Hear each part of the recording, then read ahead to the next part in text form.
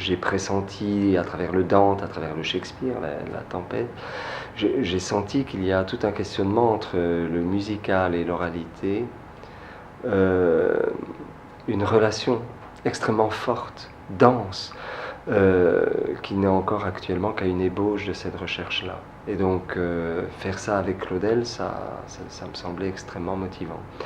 Et puis la porte de Notre-Dame s'est ouverte, c'est vrai, d'une façon, je dirais, presque mystérieuse, suite à l'introduction d'un dossier, mais surtout peut-être en réponse à cette présence claudélienne dans Notre-Dame, puisque c'est là qu'il a eu la conversion. Et c'est vrai aussi que l'idée de la conversion, pour moi, est une grande interrogation. Enfin, je veux dire, c'était vecteur d'une belle interrogation à mettre en scène. Et reprenant tout ce que Claudel a écrit à travers ses textes dramatiques, à travers ses textes poétiques, à travers je dirais, toutes ces réflexions spirituelles qu'il a menées tout au long de sa vie, en faire une synthèse et essayer de construire un oratorio théâtral, ça m'a paru, je veux dire, abordable et sensible. Et quand j'ai soumis ce projet-là à l'archevêché, voilà, au recteur, à Monseigneur Jacquin, je crois que par l'introduction du Père Anique d'ailleurs, chanoine à Notre-Dame, c'est vrai qu'il y a eu tout ce processus qui s'est mis en place avec beaucoup d'inquiétude, de leur part aussi, d'accepter une première mise en scène dans la cathédrale, ne sachant pas du tout ce que ça pouvait donner. Et c'est vrai qu'il n'était pas question pour moi de monter une pièce classique, enfin je veux dire dans le sens conventionnel, avec une simple scène de théâtre, mais au contraire d'articuler tout le spectacle à travers l'architecture de Notre-Dame. Donc il y avait tout un accord que j'espérais pouvoir éveiller. Et c'est vrai qu'on a eu la chance de poser ce projet en répétant plusieurs fois dans le lieu même, ce qui a permis d'essayer de se mettre à l'écoute des pierres et de pouvoir projeter la voix contre cette architecture jusqu'à attendre, je veux dire, son écho dans la cathédrale et à ce qu'elle nous renvoie le silence. Donc c'est vrai que tout ça, c'est un processus qui s'est mis en place progressivement et qui, je crois, a donné des fruits puisque le projet a abouti. Je crois que l'enjeu et tout le message de cet oratorio théâtral, c'est celui d'une réconciliation de soi avec soi en vue d'une humanité qui serait beaucoup plus habitable, beaucoup plus harmonieuse, car encore une fois, l'invisible est complètement déchargé de son poids autoritaire, de son poids sentencieux. L'invisible devient purement, et je dirais même bêtement, mais avec, je dirais, cette dimension authentique, l'invisible devient humain. Et je crois que ce rapport à l'invisible, avec cette humanité qui est constante et qui est constamment requise dans une telle œuvre, eh bien, c'est cela qui constitue à la fois l'enjeu et la réussite de cet oratorio théâtral, le mystère de la conversion de Paul Claudel. Et on ne peut que rendre hommage à Antoine Julien d'avoir compris que l'humanisme, c'était pas simplement une culture toute faite, dont il faudrait simplement se contenter de reproduire les différents critères, les différents canons. Non, l'humanisme passe par le corps, passe par le féminin, passe par la culture, passe par la grâce, passe par l'art et passe par, je dirais, cette éthique de la réconciliation, sans qu'il n'y ait jamais de morale, sans qu'il n'y ait jamais de dogme. Au fond, c'est le plein champ de l'intimité qui est enfin rendu à lui-même. Et pour cela, j'ai envie de dire à Antoine, merci Antoine. J'ai eu cette envie de ne pas faire un monologue, mais que ce monologue éclate à travers tous les espaces de la cathédrale. Donc à partir de ce moment-là, je n'allais pas prendre 150 acteurs, mais 3 acteurs, effectivement, 3 temps différents de l'âme de Claudel. Il y a le temps, je dirais, plutôt jeune, cette espèce de barbare en puissance qu'il l'était intérieurement, parce que c'est vrai que c'était quand même un homme qui avait énormément de finesse, de style et d'intelligence. Mais je crois qu'en lui-même, c'est quelqu'un qui avait je veux dire, c'était la terre en puissance, c'était le côté paysan de Claudel. Donc ça, je l'ai cadré dans un jeune Claudel. Ensuite, il y avait un Claudel, je dirais, plus spirituel, qui est une sorte de regard d'un homme mûr, d'un homme qui se pose les questions. C'est tout ce qu'il va faire sur la Bible, son questionnement permanent à travers la Bible, ses écrits bibliques. Donc ça, c'est le Claudel qui pose toujours un regard, mais aussi où la grâce est permanente à travers cette spiritualité-là. Et donc c'est un va-et-vient à travers, je dirais, cette vision, cette facette du Claudel. Et ensuite, il y a l'homme, je dirais, politique, qu'on retrouve dans toutes ses œuvres politiques, qu'on retrouve dans La Ville de Claudel, qu'on retrouve dans Tête d'Or, et ça c'est le 3e acteur qui interprétait aussi cette vision. Donc il y avait un va-et-vient entre ces 3 personnages. Donc ça c'est la face masculine, je dirais, de Claudel. Ensuite, il y a la face féminine de Claudel, qui est à la fois la grâce, la sagesse, la muse, qu'on retrouve aussi et que j'ai équilibré, je dirais, avec 3 échos féminins. Voilà. Et donc, ayant 3 et 3, il y avait automatiquement des réponses de l'un à l'autre, en sachant qu'il y avait une comédienne qui portait davantage la sagesse, c'est au 2e acte, c'est la 2e période où elle lui parle, elle le conseille, elle l'attire, je dirais, dans cette connaissance et dans cette reconnaissance du divin. Ensuite, il y a la jeune face de l'âme féminine, de la présence, c'est la saveur, c'est les fruits, c'est la poésie de Claudel qu'on retrouve dans les grandes odes. Voilà. Et donc ça me paraissait très important, qu'on retrouve aussi dans une ode de Claudel. Enfin voilà. Et puis ensuite, il y a bien sûr la 3e facette dans la cantate, voilà ce que je cherchais, dans la cantate, et là on retrouve toute cette sève de jeunesse à travers la 2e comédienne, et ensuite bien sûr il y a la 3e qui est la muse, qui est celle qui apaise, et qui est celle qui va initier Claudel au continu, au devenir de l'homme. Voilà. Et ça, on la retrouve, je l'ai puisé dans La Ville, dans la dernière partie de La Ville de Claudel, voilà. Et j'ai été puisé dans toutes les œuvres de Claudel. Je ne me suis pas limité à je dirais, une étude savante, mais plutôt une étude intuitive de son œuvre. Et c'est en suivant cette intuition-là que j'ai ressenti le besoin de 3 périodes, de trois femmes, de 3 hommes, et que cette architecture, je dirais, a trouvé sa mobilité et sa raison d'être et sa plénitude formelle et spirituelle. Voilà. Donc je ne crois pas qu'il y a eu une espèce de construction. Je crois que je me serais fourvoyé et je ne me serais pas mis à l'écoute de l'œuvre de Claudel, telle que ça m'a parlé. Je voulais surtout pas faire une reconstitution historique de sa conversion, ça ne m'intéressait absolument pas, mais je voulais que les gens entendent des cris d'un homme et qui se posent les questions par rapport au divin. Et ça, je ne voulais pas donner une quelconque certitude. J'avais le désir de laisser les gens choisir leur propre voyage à travers le spectacle. Il n'était absolument pas question d'imposer, voilà, un dogme, je veux dire, de la foi de Claudel.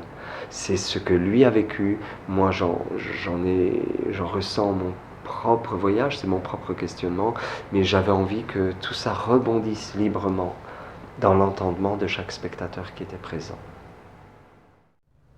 Alors toujours dans la perspective d'un travail spirituel et physique sur le temps, nous allons maintenant aborder la face féminine de cette conversion de Paul Claudel, de ce mystère de la conversion de Paul Claudel, et donc à travers 3 temps forts qui sont celui de la muse, de la sagesse et de la grâce. Alors la muse, c'est le passé, c'est tout le poids de la culture et de la poésie aussi que nous avons à travers cette figure.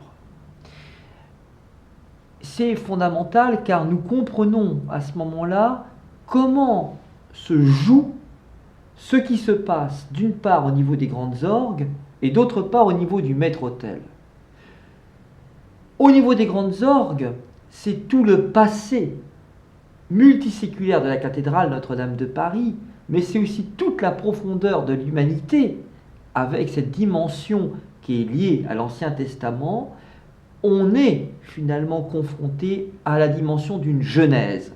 Car ce qu'il faut bien voir, c'est qu'à travers le mystère de la conversion de Paul Claudel, c'est aussi toute la genèse de l'humanité et de la création qui se joue. Donc, au niveau des grandes orgues, c'est tout le passé, c'est l'origine in illo tempore, n'est-ce pas? C'est-à-dire l'origine du monde, l'origine de l'univers. Donc la muse, c'est cet appel au passé, cet appel à l'immémorial, cet appel à l'intemporel, c'est effectivement la première phase de ce mystère qu'est le mystère de la féminité claudélienne. Il y a ensuite, et c'est très important, la sagesse. Là aussi, la sagesse qui se tenait auprès de Dieu, comme il est dit dans le prologue de l'Évangile selon saint Jean, et je crois qu'il y a un rapprochement à faire avec ce prologue, aussi bien dans l'œuvre de Claudel que dans la transposition qui en est faite par Antoine Julien, la sagesse qui était avec Dieu, auprès de Dieu, à l'origine, eh bien, c'est l'aspect féminin, là aussi, du rapport à la conversion, la sagesse. Et puis, enfin, la grâce, qui est un retour à la nature, avec le cycle des saisons, avec toute la dimension du printemps, cette dimension de la reverdie, pour parler comme les troubadours, c'est-à-dire ce retour au printemps, ce retour à la vie et ce sourire vers l'avenir. Voilà, pour le dire d'une manière un petit peu rhétorique, certes, mais qui permet justement de bien camper le décor. Donc, la muse, la sagesse et la grâce. Eh bien, ce sont avant tout des voies humaines qui sont en arrière-plan du jeu des acteurs. Je vais vous donner juste un seul exemple. Concernant la sagesse, il y a évidemment le jeu d'Isabelle Baudet qui est assez extraordinaire. Elle est à un moment donné donc devant le maître-autel, elle avance, et au fur et à mesure qu'elle avance, il y a comme une sorte de plainte qui sort du tréfonds de son être. Elle essaye de faire venir Claudel, qui est toujours justement en lutte par rapport à la foi, vers cette évidence de Dieu. Mais cette évidence de Dieu passe par la féminité.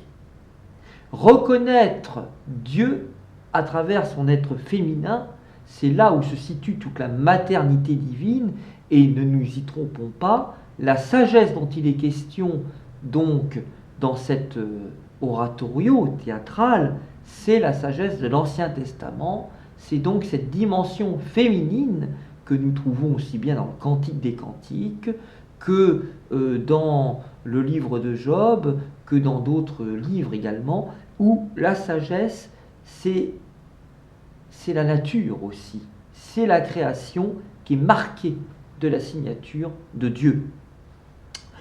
Et cette sagesse, c'est cette voix humaine, féminine, qui parle au cœur de chacun. On pénètre vraiment dans le mystère de la conversion de Paul Claudel à travers justement cette figure féminine. D'abord, la muse, effectivement, c'est tout le passé. Comment rendre compte de tout ce passé? comment en quelque sorte écouter l'appel de Dieu à travers tout ce passé qui nous écrase et comment l'adapter à un public d'aujourd'hui. C'est toute la problématique de Claudel qui veut justement faire partager sa conversion, et c'est toute la problématique d'Antoine Julien qui veut nous faire entendre le sens qu'aurait aujourd'hui le mystère d'une conversion qui est tout à la fois poétique, spirituel et politique. Car il y a aussi une dimension politique qui est liée justement à ce collectif qu'est celui de notre humanité actuelle. Autrement dit, à travers une singularité individuelle, qui est celle de la conversion de Paul Claudel, à travers le rapport que nous avons à la muse, qui est cet héritage culturel multiséculaire, mais aussi cet héritage spirituel multiséculaire, la sagesse, eh bien, se joue un univers qui est celui de la collectivité. Comment articuler une singularité, celle de Paul Claudel, celle de chacun des spectateurs, avec un universel qui doit être redéfini, qui doit être reconstruit par toutes et par tous. Je crois que c'est l'enjeu, effectivement, d'un oratorio comme celui de Paul Claudel, et oratorio, évidemment, revisité par Antoine Julien. Cette idée d'oratorio théâtral, il n'est plus question de travailler comme au théâtre, je veux dire, où on interprète. Bon, malheureusement, le temps a manqué, les moyens ont manqué, mais c'est vrai qu'il y a une distance à prendre et à la fois une vérité profonde qui fait que c'est un chant intérieur qu'il faut faire sortir et émerger de soi et faire entendre, mais il n'y a rien à montrer. Je veux dire, la présence physique, qui est très importante pour moi, elle n'est plus qu'un, je dirais que le retentissement de la tragédie intérieure. Si on montre les choses, je crois qu'on retombe dans un théâtre, une théâtralité qui perd toutes les effluves du sentiment et du rythme. Et donc ça, c'est quelque chose auquel j'essaie de m'attaquer, mais malheureusement, on ne réussit pas sans avoir toutes les possibilités de travail ou sans avoir, je veux dire, ce contexte qui permette d'atteindre ça. Par contre, effectivement, avec les jeunes acteurs, ce groupe, ce collectif de jeunes acteurs que j'ai choisi à travers l'atelier du chemin, c'est vrai que j'ai pu me consacrer complètement sur cette présence et cette force physique qu'elle représentait. Il y avait dans cette entité,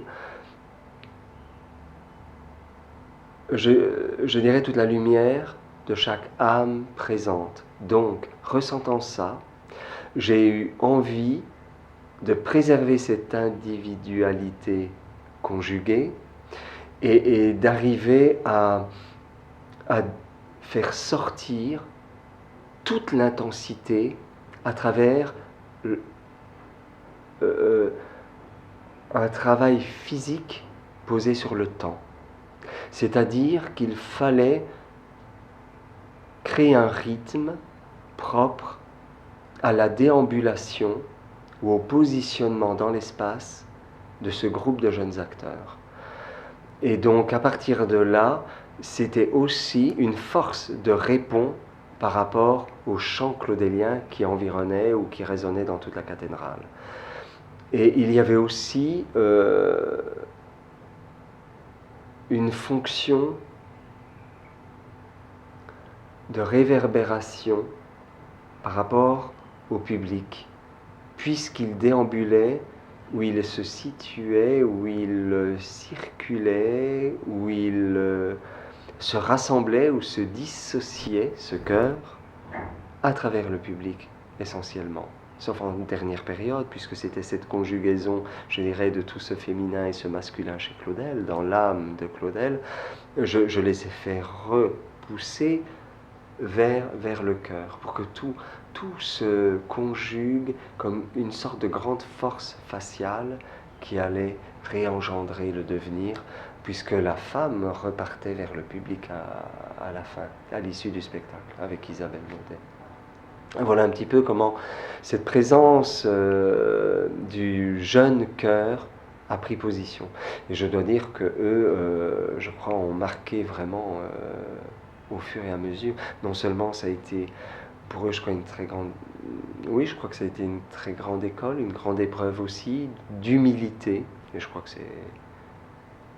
c'était peut-être un des actes fondateurs de cet oratorio théâtral pour bien le servir. C'était avant tout rentrer dans un acte d'humilité, parce que cette force de Claudel ne pouvait se trouver qu'à travers un abandon de soi, ou un oubli de soi, ou voilà, pour qu'il n'y ait que la parole qui jaillisse de cette pensée-là. Et je veux dire que là, il reste du travail à faire, énormément. Mais par rapport à ce jeune groupe d'acteurs, je crois qu'il a très très bien perçu ça. Et il s'est rendu disponible pour ça. Qu'est-ce qui se passe à travers ces trois personnages qui, successivement, incarnent l'intériorité de Paul Claudel qui est en train de cheminer vers une conversion?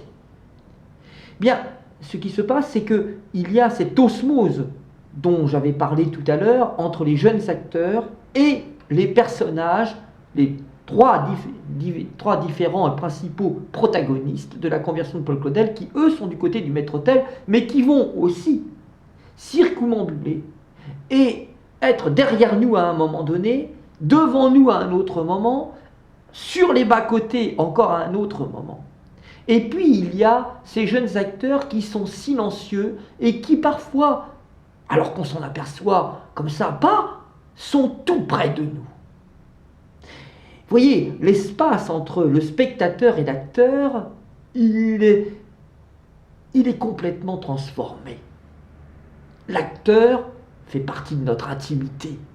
Il y a quelque chose, je dirais, qui est de l'impudeur. Mais cette impudeur respecte toujours l'intimité du spectateur. Le jeune acteur est là, tout près du spectateur, pour lui faire prendre conscience que la conversion qui est mise en scène n'est pas simplement une mise en scène, n'est pas simplement une représentation, mais une alchimie qui se fait à l'intérieur de soi. Avec Claudel, François a repris des chants que moi j'avais choisis à travers l'œuvre de Claudel ou dans des références à des chants, je veux dire, religieux, à travers des chants dont Claudel faisait référence, à travers les offices auxquels il assistait, tout ça. Mais je n'ai pas inventé, c'est vraiment une reprise aussi d'écriture à travers les œuvres de Claudel. Donc à partir de là, j'avais structuré une possibilité de parole chantée, de temps en temps, et en fonction des trois périodes de l'oratorio théâtral. Et donc François a saisi ces paroles-là et il les a mises en chant. Voilà exactement. Que ce soit en latin ou alors en français directement. Et donc là, il s'est donné toute la liberté de sa composition musicale et de ses voix, selon que moi j'avais dit là c'est un groupe de femmes, ou c'est une femme, ou là c'est un groupe d'hommes, et c'est un... Voilà. Mais c'est vrai que François en parlera, il avait envie de partir d'une idée de chœur, mais que chaque individualité du chœur était le chœur comportait des éléments, et que chaque élément avait sa propre individualité de voix. Voilà. Et donc ça, c'est ce qui l'a aidé à construire, je dirais, tout ce sens musical. Et alors, je lui ai demandé aussi, je dirais, mais c'était très ouvert, mais je crois qu'il y avait une couleur à donner à chacune des trois périodes.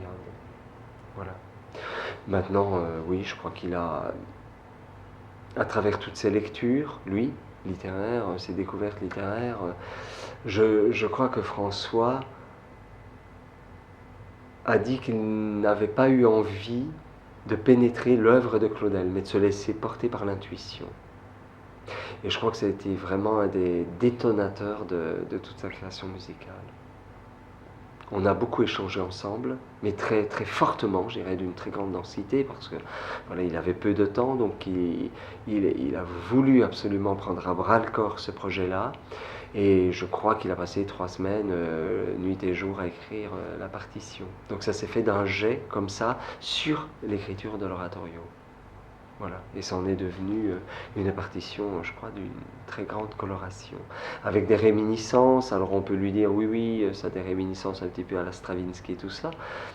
Mais je crois qu'il y a autre chose qu'il développe dans la pensée de sa musique, qui lui est propre et qui est fondateur. Et je crois que François parvient à trouver chaque fois, par rapport aux 2 projets qu'on a menés, je crois qu'il arrive à trouver des colorations propres aux œuvres.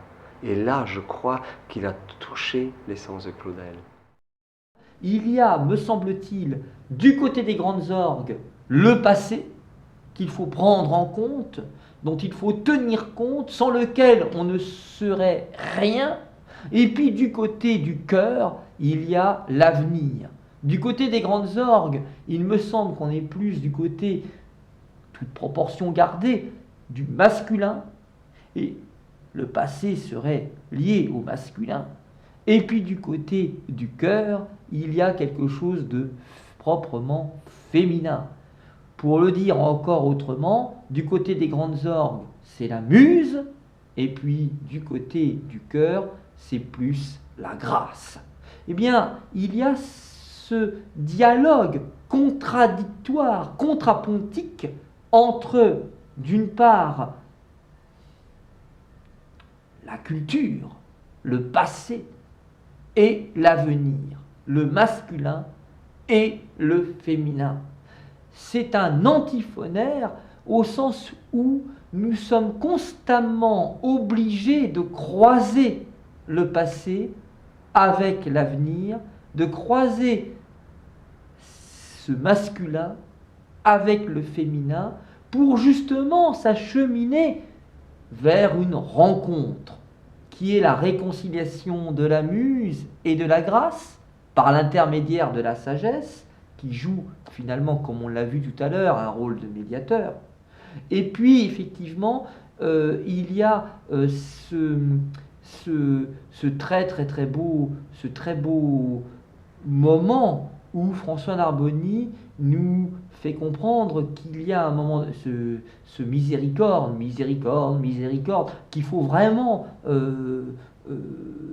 avoir à l'esprit, et qui est justement la transformation de tout ce qui nous arrive du côté des grandes orgues. On transforme la musique que nous entendons du côté des grandes orgues en musique beaucoup plus épurée. C'est la musique de l'avenir.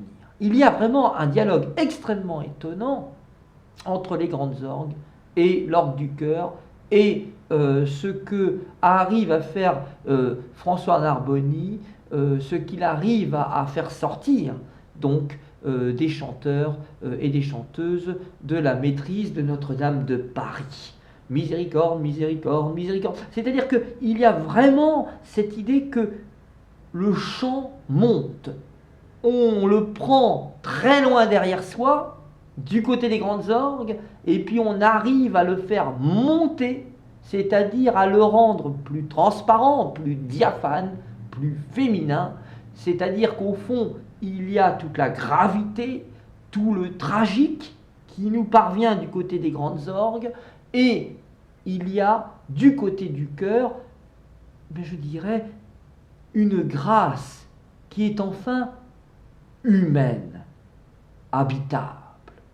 Message politique, s'il en est, au sens où l'humanité, chaque homme, chaque femme, quelle que soit sa place, quel que soit son niveau social, quel que soit son niveau culturel, devient pleinement humain au sens où chaque être peut enfin habiter sa propre langue.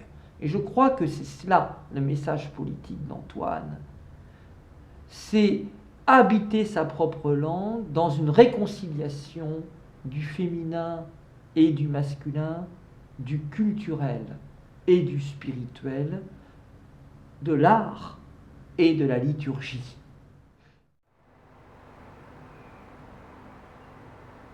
Je crois qu'on est prêt aujourd'hui à ça. On n'est pas prêt. Le monde n'est pas prêt, ne le veut pas, Mais je crois qu'individuellement, je crois qu'il y a une sollicitation extrêmement forte lorsqu'on sait, je dirais, déposer les armes du quotidien et se remettre en question par rapport à ce pourquoi un jour l'envie nous est venue de vouloir monter sur un plateau. Là, je crois que tout est à dire aujourd'hui sur ce plan-là. Mais on en est à des balbutiements d'un art.